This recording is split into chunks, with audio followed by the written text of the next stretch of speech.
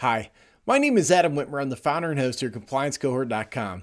This compliance clip is going to talk about how to identify covered borrowers under the Military Lending Act. Now, keep in mind we have two service member lending requirement rules.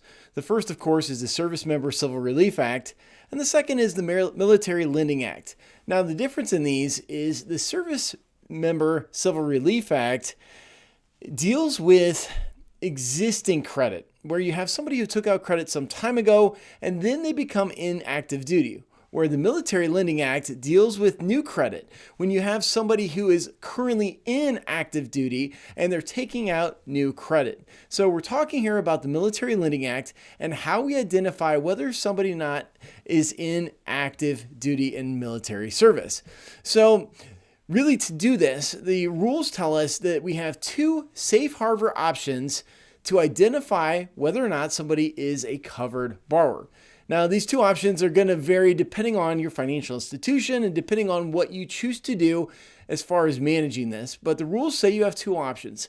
The first option is to verify whether or not somebody is an active service member through the Department of Defense's database at this link. Now you're able to do this. There's certain requirements on having to do this within a certain period of time, but this is a manual process and it's something you can do if you're verifying whether or not they qualify for Military Lending Act provisions for loans that apply to the Military Lending Act. Now the second option that you can do, which I think is probably a better practice, is to utilize a consumer reporting agency. And this is typically an additional feature that you would have to purchase for an additional fee, though that fee can often be passed on to the consumer. So this is where the consumer reporting agency will actually do the Military Lending Act check for you.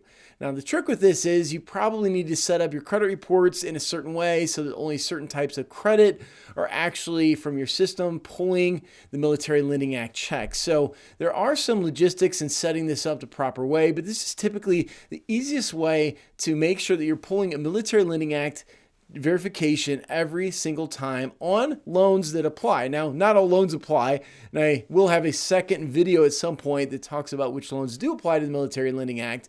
But of course, on loans that apply, you do have to verify whether or not somebody is a covered borrower. So these are the two options you have under the rules. I personally think that the second one is easier to manage because you just have it every single time if your system's set up properly to pull it with the credit report.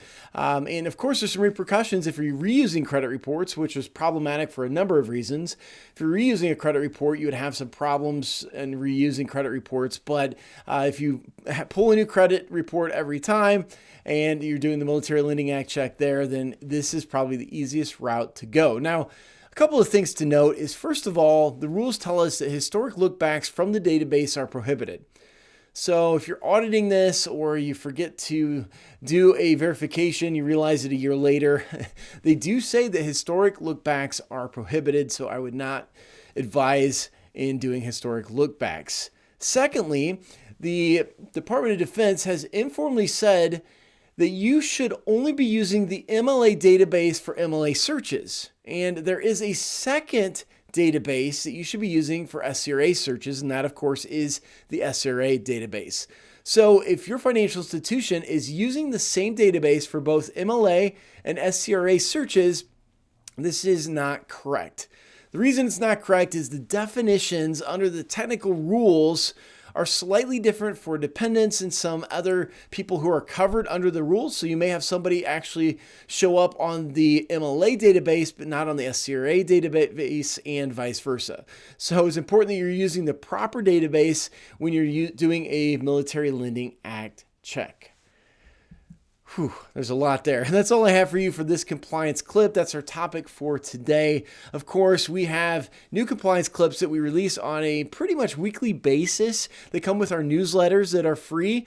We have a free newsletter that comes on Fridays with the compliance clips. And in fact, we have a free membership, which is our basic membership, where we have a resource. You can view all of our prior videos. You can get our weekly newsletter. We have giveaways. We have articles and a bunch of resources free at compliancecohort.com. If you're an existing member, you understand we also have premium paid training programs in our store, compliancecohort.com/store. So feel free to check those out. Otherwise, that's all I have for you. So I hope you have a great day. Thanks so much.